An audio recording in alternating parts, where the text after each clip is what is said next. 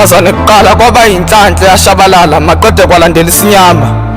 Ngahamba abantu ababonayo babika imbiba babika ibunzi, abanye bakhuluma amanga, abanye basola ukufa bathi mhla kuhamba umzali angigezwanga, abanye bathi umkhokha ingozi kunesikhala esingafalwanga. Kunendoda efika njalo igxaza igazi inolaka iphethe isikali ifuna ukuqeda ngami.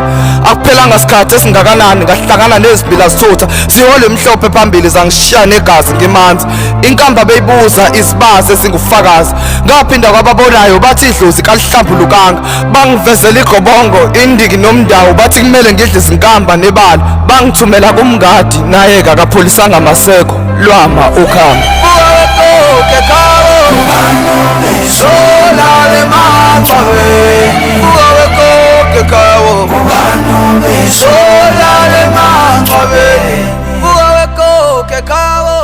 Ngesinye isikhathi